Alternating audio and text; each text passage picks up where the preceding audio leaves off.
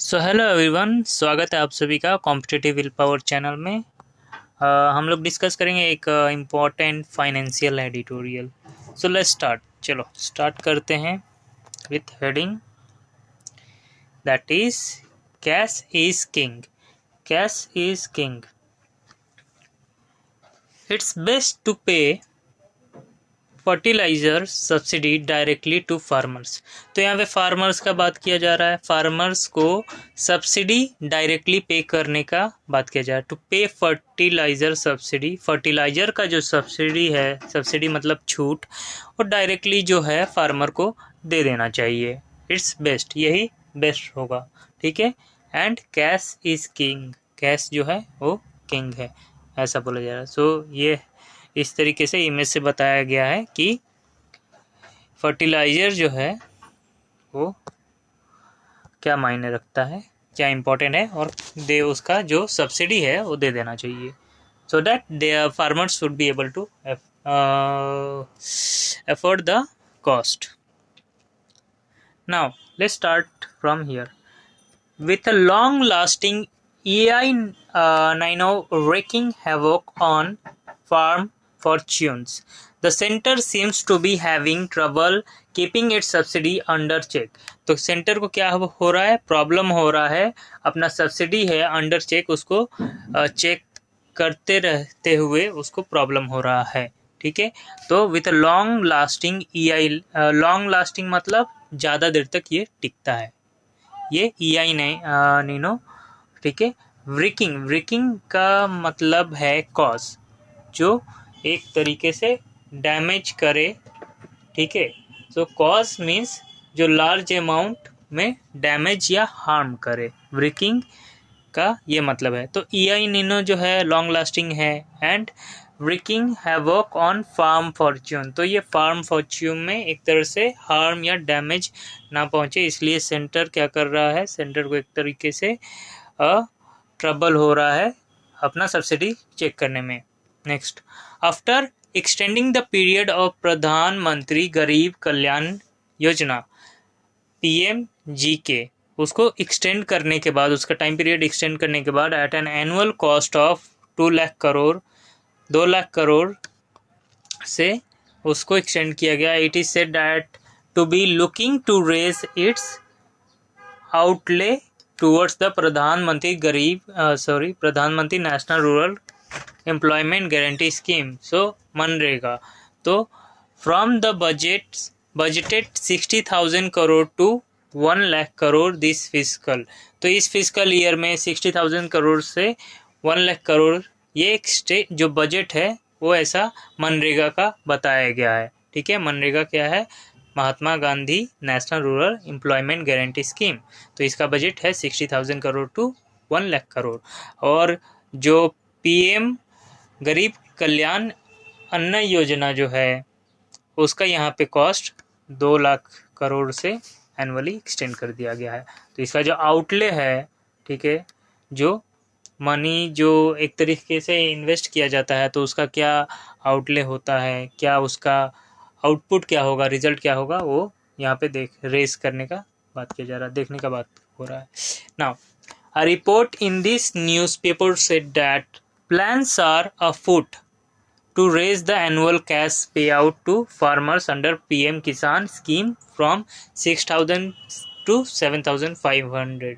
तो यहाँ पे क्या बोला गया है, ये न्यूज़पेपर का रिपोर्ट के अनुसार जो एनुअल कैश पे आउट है, एनुअली जो कैश पे आउट दिया जाता है फार्मर्स को, उसको रेज करने का बात किया गया है। अब यहाँ पे इम्पोर्टेंट पॉइंट है अफुट, अफुट मतलब एक स्टेप लेना, तो वहाँ पे रेस करने का एनुअली जो पे किया जाता है PM किसान की स्कीम के तहत 6,000 जो है, तो उसको 7,500 किया जाएगा, ठीक है, एक स्टेप लिया जा रहा है। With an outlay of 1 lakh crore instead of 60,000 crore budgeted. तो 60,000 जो था पहले, अब उसको एनुअली देखा जा रहा है कि 1 लाख करोड़ कर दिया जाएगा, right.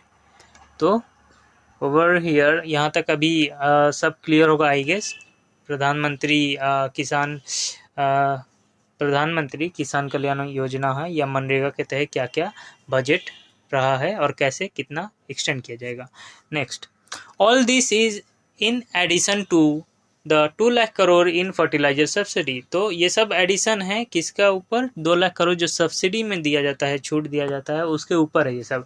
And is expected to be spend this year, और ये जो 2 लाख करोड़ है ये इस साल स्पेंड किया जाएगा, खर्च किया जाएगा किसानों में। वाइल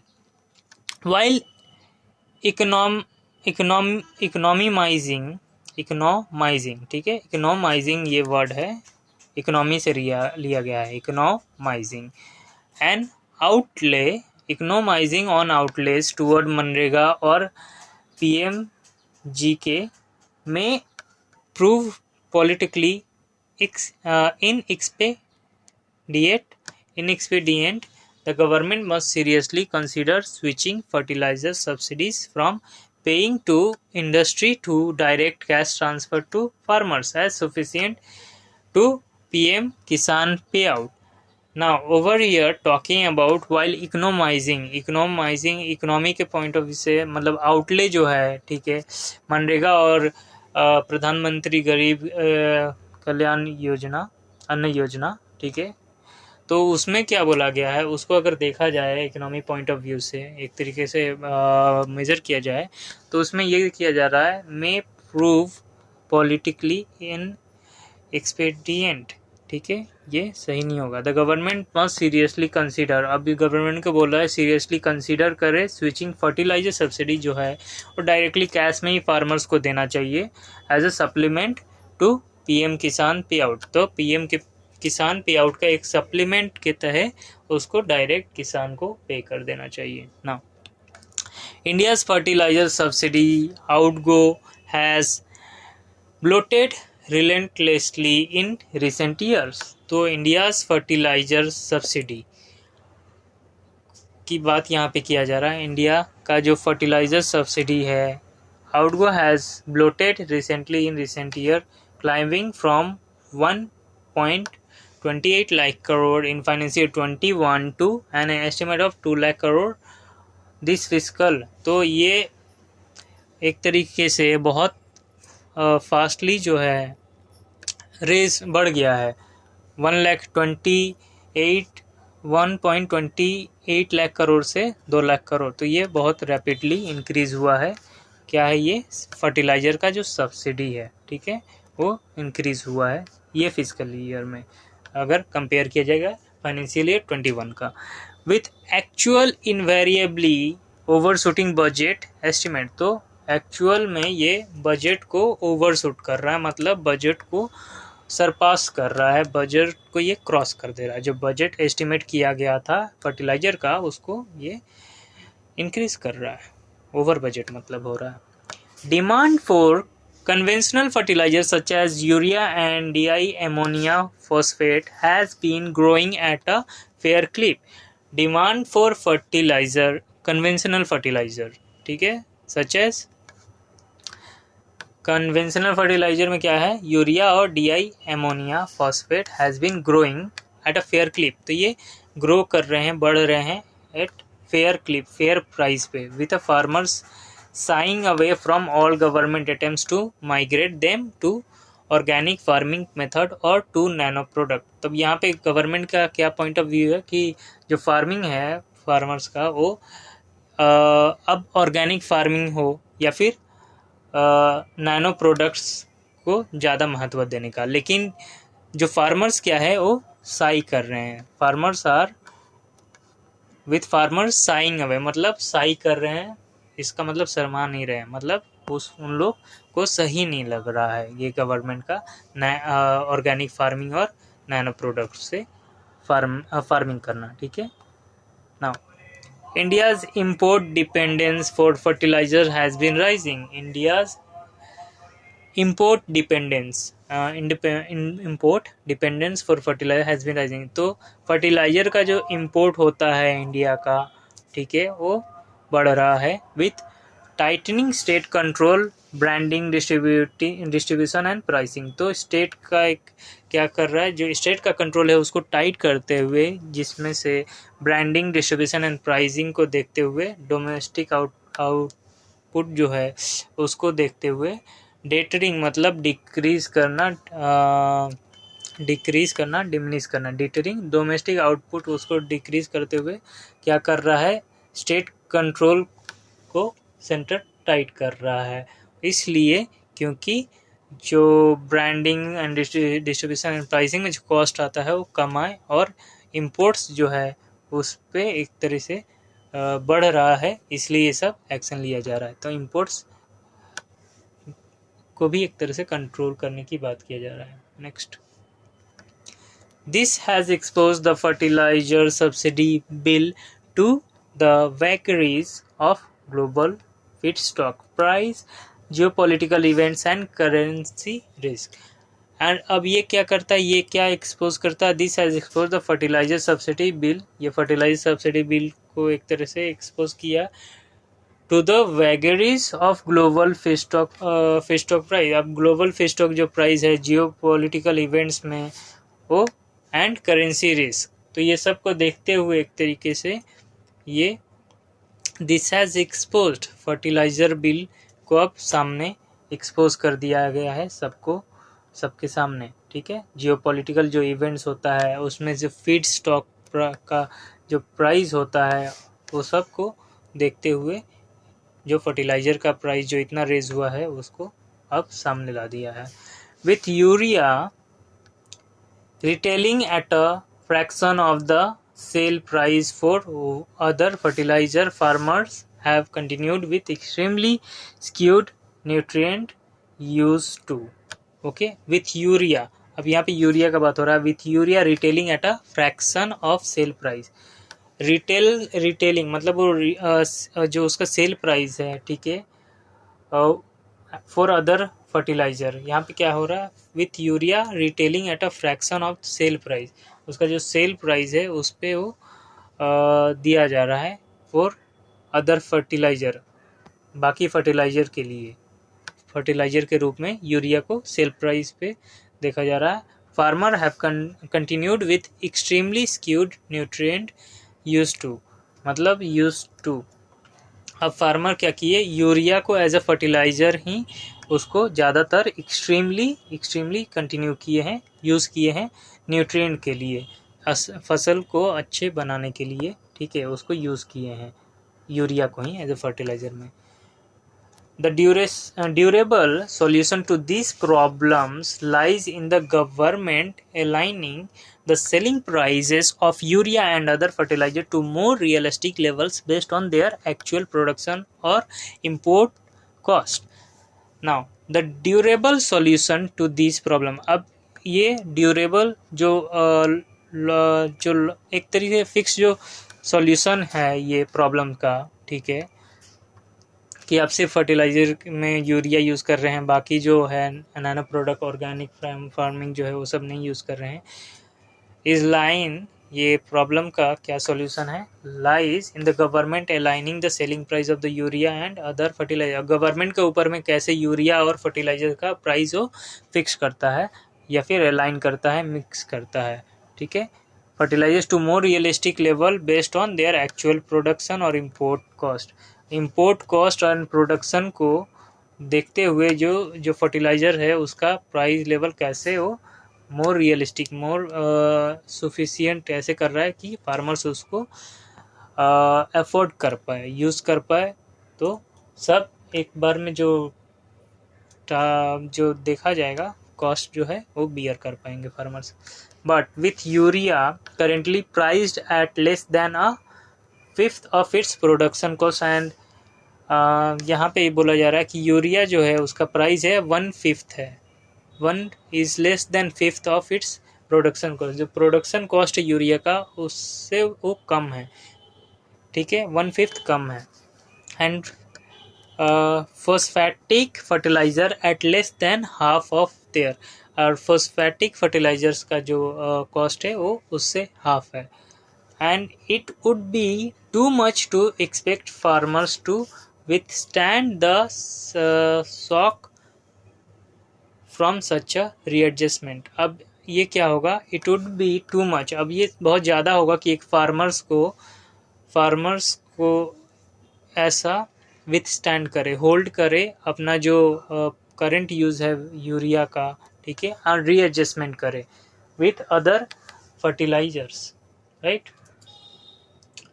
तो ये फार्मर्स के लिए इजी नहीं होगा, एक तरीके से शॉकिंग होगा, शॉक भरा होगा कि जो कॉस्ट जो है वो कम है, और लेकिन वो फिर भी यूज़ कर रहे हैं और बाकी जो अदर फर्टिलाइजर्स है उसको नहीं यूज़ कर पा रहे हैं, और ये एडजस्टमेंट करना भी सही नहीं होगा। Farmers can be shielded from this escalation. अब ये एस्केलेशन जो है, जो प्राइस में जो बढ़ोतरी आएगा फर्टिलाइजर्स का, कैन बी शील्डेड, बचाया जा सकता है उन सबको। If the government does away with the current system of industry routed fertiliser subsidies, अगर गवर्नमेंट क्या करे, डज अवे कर दे, अलग कर दे, with the current system of industry routed fertiliser moves to the direct cash transfer of subsidy. अब क्या बोला जाता है कि डायरेक्ट कैश सब्सिडी जो है, जैसे ऊपर में बात किया था, डायरेक्ट उनके फार्मर्स के अकाउंट में कर दे अगर, तो वो लोग एक तरीके से बच जाएंगे, ठीक है। तो यहाँ पे फिर से बोला जा रहा है कि सब्सिडी जो है वो कैश में फार्मर्स को उनके अकाउंट में दे देना चाहिए, इससे वो बचे रहेंगे, छूट कुछ मिला रहेगा, अमाउंट रहेगा, तो they can afford the fertilisers cost. Now next, such transfer will arm farmers with the choice to cut back on fertilizer use। such transfer, अब ये अकाउंट में उनका जो ट्रांसफ़र चला जाएगा, ठीक है, amount, subsidies amount, with the choice to cut back on fertiliser use. अब उनका क्या होगा, एक तरह फर्टिलाइजर यूज़ करने का उसमें एक कट बैक आएगा, मतलब बढ़ोतरी आएगा, मतलब कट आएगा, रिडक्शन आएगा, रिड्यूस होगा, where possibly and spend on other essential such high yielding seeds और मैकेनिज्म। और उसके बाद वो लोग अदर जो एसेंशियल हाई यील्डिंग, जो ज़्यादा जिससे उपजाऊ हो सके, वो सब प्रोडक्ट या फिर मैकेनिज्म और तरीके में वो लोग यूज़ कर पाएंगे, right. So that's really good from the point of view of farmer, कि सब्सिडी अगर डायरेक्ट बैंक अकाउंट में जाए तो वो अमाउंट को कहीं और अच्छी तरीके से यूज़ कर पाएंगे जहाँ से और उपजाऊ हो। विद द पीएम किसान scheme already whittling down its beneficiaries to around 8 crore small and marginal farmers। तो यहाँ पे क्या बोला जा रहा है,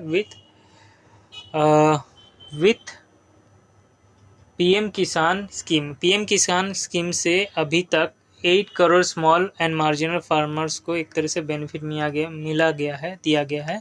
the task of identifying beneficiary has also been made easier. और जो बेनिफिशियरीज है उसको पहचानना भी किस किस को मिला गया, ये भी एक तरीके से ईजी हो गया।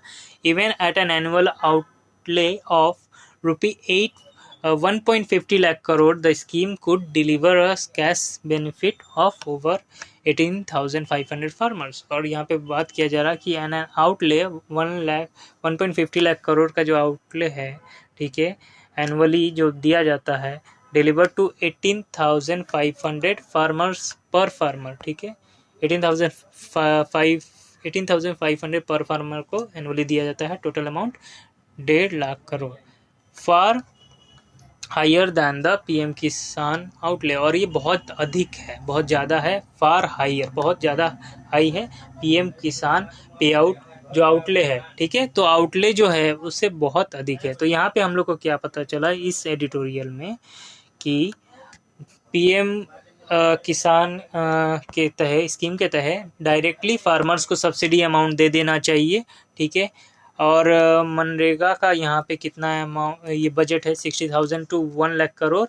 और पीएम गरीब मतलब प्रधानमंत्री गरीब कल्याण अन्न योजना का 2 लाख करोड़ है, ठीक है। पीएम किसान स्कीम में 6,000 to 7,500 पे किया जाता है, ठीक है, फार्मर्स को। एक तरीके से ये बात फर्स्ट स्टेप ले लिया गया है और बजट है 60,000 करोड़ इसका एनुअली, ठीक है। So these were a few points. You just go through one more time from your end, and it was a really good editorial to understand from a point of view of farmer as well as from a student. Okay, learning point of view. Say a lot of knowledge idea was there. So I'll take a leave from here, and we'll meet you in the next session. Till then, you can write in comment your review, okay, feedbacks, and I'll try to get back to you as soon as possible. So I'll take a leave. Keep smiling and stay healthy.